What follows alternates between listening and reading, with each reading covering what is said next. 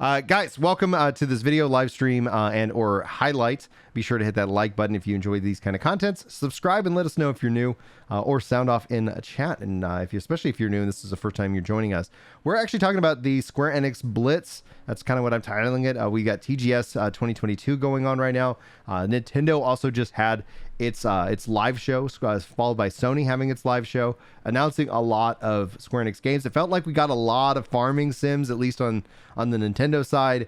But regardless, one of the big announcements for me personally was that Octopath Traveler 2 is making its way not just to Switch, but Steam, PlayStation, and interestingly enough, Xbox remains to be excluded from Square. Like, it is this continual drumbeat of the original Octopath is in Game Pass. Yeah, or at least it used to be. Like it's on Xbox. Yeah, that's how I played it. Mm-hmm. I put the demo on my Switch, and then I was like, man, I really need to make time for that game. I need to make time for that game. And then I made time for it, and I was like, well, I should probably play the games I already own. And they're like, well, it's free in Game Pass. Well, I practically own it. And so then so that's how I made time for it. Yeah, so we know that it's coming in February, and the thing that was originally, I thought, I was like, oh, it's going to be Switch, and then just like with Triangle Strategy, with Octopath Traveler, then we'll see it actually roll out to other platforms as a timed exclusive to Switch. But this one is actually launching PlayStation 4, 5, Steam, and Nintendo Switch, which I was like, oh, that's good. I have platforms that I can play that. I'm probably going to pick that up personally now on Steam. Namely because like I have it on Switch, I have it on my Xbox, I actually have it on Stadia, but there's a couple platforms, Stadia and Xbox, just not on that list, and it just continues to drive home like, well, then Square Enix and Sony, or at least Square Enix, and are they getting paid not to publish on that platform, or is it just not worth it to publish on their platform? I don't know, but Triangle Strategies also announced that it's coming to Steam, and like Harvesta or things like that, yeah. So a bunch of different games. What if an RPG also had a farm? Farm simulator, farming simulators coming out of 2020. Just like, how much Stardew Valley and Animal Crossing can you shove into anything was the theme of the Nintendo Direct this year. Mm-hmm. Regardless of developer, it was like, Brian, I know you've been developing a racing game, but I've thought about it a lot, and it just feels like I don't see any crops growing. Right. And Necroconquer is pointing out also that like they did announce Final Fantasy Crisis Core remake is actually coming for Xbox, which is interesting as a part of that because we still don't see Final Fantasy VII remake on Xbox. It is this weird, gotta be some kind of contractual thing. Like it doesn't make sense. And we still also don't see Final Fantasy 14 on Xbox. I think people have actually been mocking it up. I saw some things going around Twitter talking about like that, and it ends up obviously being fake. And it's like, okay, so I don't know what's going on with the relationship between Square Enix and Xbox, but beyond that, I'm still excited that they're, at least for me, seeming to be stepping more into some of these franchise, or at least these game modes that, you know, I don't think have been supported for a little while. You know, not to say that we don't have our, strategy or tactical RPGs, but now that they stepped in with like Triangle Strategy, I thought that was a really great game. I really enjoyed that. It's definitely in the running for game of the year for me. Some people felt like it was more talky than fighty, but at the end of the day, like I was like, I really enjoyed it. Is there anything that stood out to you in terms of the really recent announcements? Anything you're particularly excited about picking up? Octopath Traveler, Octopath 2. That Octopath was incredible. I knew it from the moment I went hands on the demo, and the question was just, when do I find time? Like that's one of the problems is like Square's come out with so many titles here. How do you just pick the number you have time for? Because there's no way anybody has time for all of them. It felt like the Nintendo Direct. They were like, what are we gonna do with all these Square things? I don't know. Just put it every other game. Like I don't. Yeah. And they're like, why did you give us so many? And like Square's like, we just gave you your share. Like we have other announcements for other events. Like it is an absolute blitz over there. When you wonder how Yoshi P, regardless of his talent, if you didn't know who Yoshi P was, if you wonder why an MMO team lead was being given a single player game to develop, and he was like, yeah, like there's some of his interviews that kind of imply like we weren't totally qualified to be given this project. It has to be all hands on deck all the time. They're like, guys, we're going to make 600 games. Like, oh, wow. Like eventually? No, like right now. We're going to start 600 games right now. So take your workload, add 5 games on top. Like it is absolutely absurd how much content is coming out of Square Enix. Yeah, and it's one of the things that I actually appreciate about this, because I see people talk about their concerns for Final Fantasy 16, that it's, an action combat system, that they really want to see a Final Fantasy game go back to kind of a turn-based combat. And in my mind, I look at that, I go, well, isn't it like Octopath? Isn't that like Bravely Default? Like those properties, and also the weirdness of their names. I see actually chat calling out like, why are their names so strange? And I was like, it could be an IP thing, a licensing thing. They want to make sure. Traveler's lazy. Yeah. What if it's about, so I got a game and you're just going to like travel around, and we'll just have like a big path that you follow around. Okay. And then we'll start you at like eight places. Oh, so we'll call it like Octo? eight path going. Traveler. Oh, 8 path going. Octopath Traveler. Yeah, that sounds great. There you go. And then their next one came out, and we're going to call it Project Triangle Strategy. And I was like, at this point, they're just shipping working titles. They are, because it was Project Octopath Traveler. What is happening? It was Project Octopath Traveler. Now it's just like Octopath Traveler 2. I personally would love, like, the announcement that I did not see, and again, I haven't seen every bit of news that has come across my desk this morning. The news I did not see was like, I'm like, they did a live as a part of this, like back, in the spring, they announced that.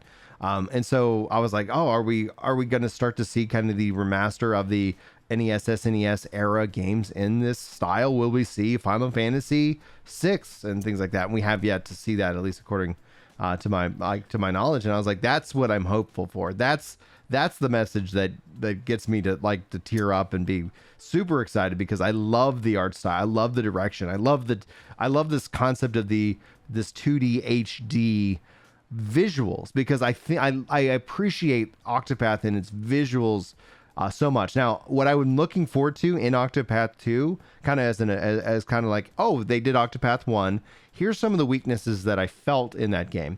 And one of them was that, yes, you have your travel companions, and they have their stories that you can play, but there was not so much character interaction, right? It's kind of like the main protagonist, and then the game is not really aware of who you've chosen. And I get it from a narrative perspective. I get it from everything that's doing. It turns into a real Bandersnatch situation otherwise, right? Right. Where, like, based on the order that you unlock things and the priority you put on different people's stories, there has to be different outcomes in each scene. So it turns into, like, Octopath Traveler has 67,000 endings. So that starts to get a little bit harder. But I agree with you. That was an area that it could have improved at. It was incredible. They're coming out with that new music game, a little like Theater Rhythm with like Final Fantasy music. Mm-hmm. All the Square Enix music. It's a lot of. They're like 500 songs, and I bet somebody that doesn't know Square Enix, like, how do they get 500 songs for that? And Square Enix fans are like, how do they get it down to just 500 songs? So like, it was a lot. So it's exciting to see them not just bound to Switch, because that team's been incredibly talented. And while you and I are both huge fans of the Switch, Nintendo as a whole isn't totally convinced the internet is sticking around forever. And so they're not great at internet related things. And that opens up that team, if they ever were to want to develop something that had internet compatibility as part of its game design, they would have that opportunity. Because like GoldenEye coming to the Switch, my brother's a huge first-person shooter fan, and he goes, I just don't want to play online games with the Switch. I want to play GoldenEye online. Please, God, don't, like, I'm happy to play games on the Switch. Please don't make me play games online with the Switch. Yeah. It's a rough experience. It still is. Single-player games on the Switch, great. Yeah. Occasional online interaction, right? I'm playing Pokemon. My nephew's playing Pokemon. We sit down next to each other and trade. Works great. I do not want, like, Smash Brothers online. I find wildly frustrating. One of the things that has made me like why this announcement is even more exciting is that, oh, I can actually get it on Steam day one, meaning I'm assuming it's going to run on my Steam Deck, where when I play Multiverses is an incredible online experience.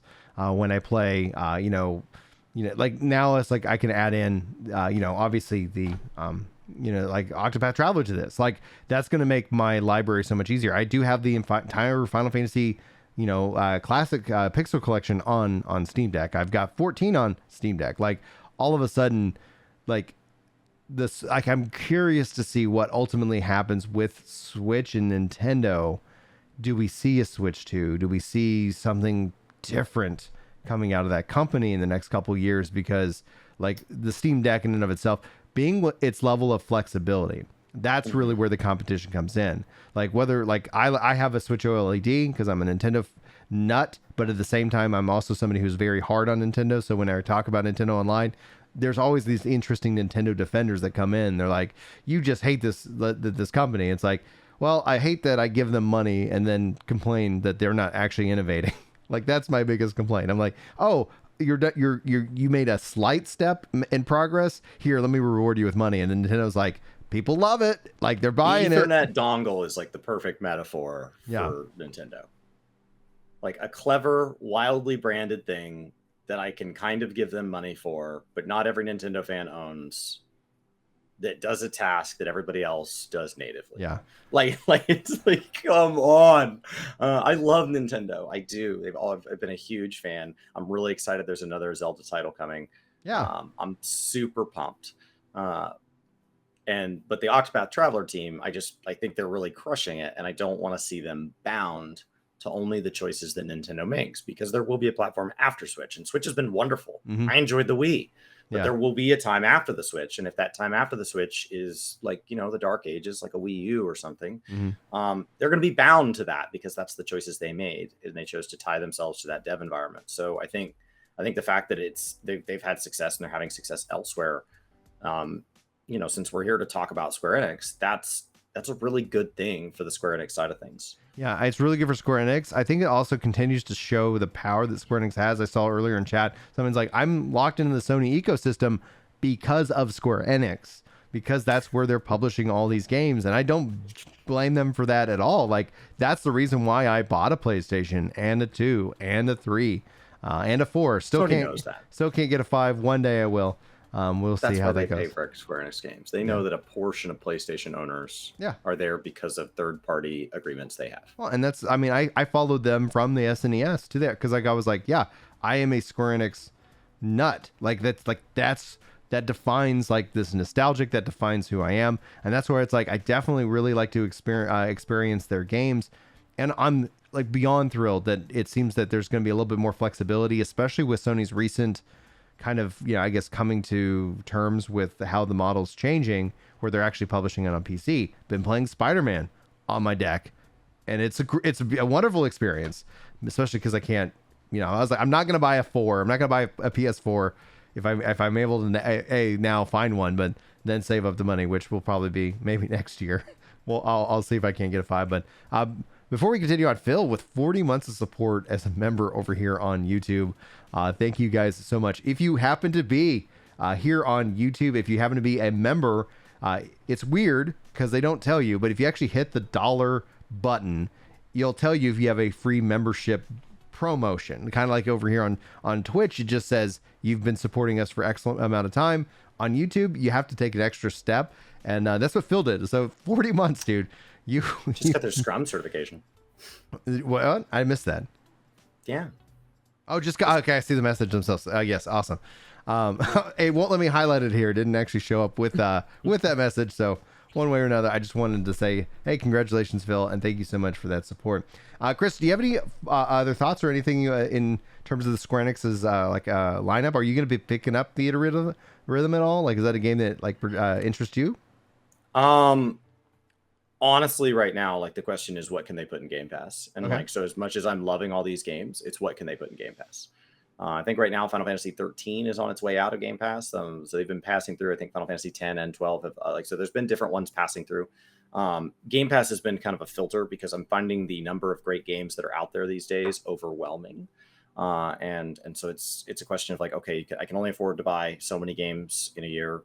How do I decide where to put it? And so like Game Pass as a curator of like, here is the menu. You don't have your choice of all food that can be prepared in the world. You have this menu has been a really great way to like make it to where I'm not spending all my time deciding what game to play, and instead I'm just playing games. And I understand that's limiting me. I do, but that's been plenty considering I still play 3 MMOs. So that's been plenty. Yeah, just 3. I find Xbox Game Pass to be like that perfect answer. And I hope that other platforms, you know, I do find like there've been through seasons in my life where Steam was how I filtered things, and like the Steam summer sales and things like that. So different phases of your life, you just kind of trust a different curator to kind of help that through that. As far as Square Enix story, shouting out at the end here, and then I'll shout out at the beginning of the next video. I am doing 3.1 to 3.55 for my first time next week on Twitch. Nice. So guys, be sure to be following over on Twitch. Link is pinned in the YouTube and in the description. If you guys aren't following us over there, Chris streams Monday through Friday. We've been actually doing these live shows Monday, Wednesday, and Friday, and hopefully we'll be able to get those and keep those continuing, because these are a lot of fun. A good way to kind of kick off the day, and also in a way. So